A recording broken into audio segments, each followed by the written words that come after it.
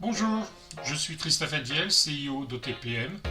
OTPM, c'est une société qui accompagne les dirigeants dans le développement de leur entreprise. Le domaine d'expertise, la stratégie, l'immatériel, le sweat equity. Et pour ça, on s'appuie sur un réseau de partenaires pour mener à bien nos missions, notamment ICV Finance, une société financière luxembourgeoise avec laquelle on travaille en étroite collaboration, clin d'œil à Erwan. Et dans ces vlogs, le but c'est de générer de la conversation, des commentaires autour de l'actualité sur les entreprises. Au sommaire de ce tout premier vlog, l'évolution des levées de fonds, les tendances technologiques ces dernières semaines, un data center immergé en mer et une actualité insolite que je vous laisse découvrir en fin de vidéo. Allez, c'est parti!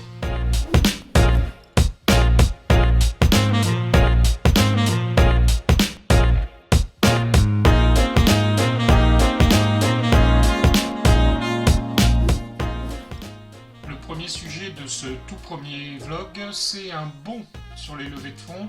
C'est un article de Décideur Magazine, un article de Massil Vassegui du 15 septembre 2020 qui nous décrit l'augmentation à nouveau de l'implication des financeurs dans le développement des entreprises, notamment au travers de ces chiffres pour le Legal Tech, mais également dans d'autres secteurs d'activité des startups.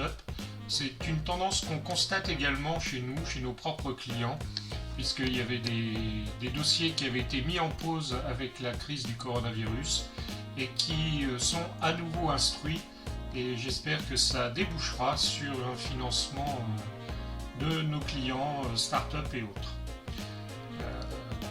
Sur ce tableau, vous verrez qu'ils ont réussi à lever jusqu'à 20 millions d'euros, 15 à 20 millions d'euros pour Legal Start par exemple. Donc fort développement des Legal Tech au travers de cet article que je vous laisse découvrir dans le lien en dessous de cette vidéo. Deuxième sujet d'actualité des entreprises, les 5 tendances technologiques émergentes en 2020 selon le cabinet d'analyse Gartner. C'est un article d'Alexandra Patard publié le 2 septembre 2020. Dans cet article, il est décrit les différents domaines dans lesquels il y a un développement important. Les architectures composites, en premier lieu, ce sont des organisations qui permettent d'être beaucoup plus agiles, d'avoir une réactivité importante, une réduction des coûts, plus d'innovation et de meilleurs partenariats dans l'entreprise au travers de cette organisation. En 2, on a la confiance dans les algorithmes. Pourquoi ? Pour avoir une sécurisation accrue des données, pour permettre de développer la confiance des clients, qui était un petit peu battu en brèche ces derniers temps, et de protéger l'intégrité des datas concernant les individus. Troisième position d'ailleurs, l'identité numérique, qui va nous permettre notamment au travers des passeports de santé ou des jumeaux numériques, qui sont les thèmes principaux de cette activité en ce moment. En quatrième position, l'intelligence artificielle formative, un spécial dédicace à Eduardo qui a choisi la bonne filière, bravo Eduardo. Ça va permettre de trouver des nouvelles solutions et d'avoir une évolution beaucoup plus dynamique au niveau de l'intelligence artificielle. En cinquième et dernière position, il y en a d'autres derrière, mais on va étudier que les 5 premiers, c'est le silicium. Le silicium qui est la matière première pour les microprocesseurs, pour les mémoires, etc., est en train d'atteindre ses limites physiques. Donc les chercheurs sont en train d'étudier de nouvelles solutions comme l'ADN ou la physique quantique pour permettre de stocker, de calculer les masses de données qu'il y a en ce moment, et ça de façon de plus en plus rapide. Au niveau de l'ADN, il y a pas mal de tests qui sont faits en ce moment, mais ça reste quand même assez primaire et très coûteux, du moins pour le moment. Un article du Journal du Geek qui nous relate le fait que Microsoft a plongé un data center en pleine mer pour le refroidir. C'est un article rédigé par Olivier et paru le 19 septembre 2020.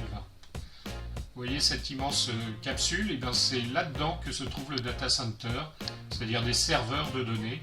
On sait qu'aujourd'hui, avec le télétravail, la circulation de données se fait de plus en plus importante et il faut des serveurs pour le stocker, des data centers, et qui dégagent pas mal de chaleur. OVH avait trouvé une solution dans certains de ces data centers en utilisant la chaleur résiduelle de ces serveurs pour chauffer des immeubles, par exemple.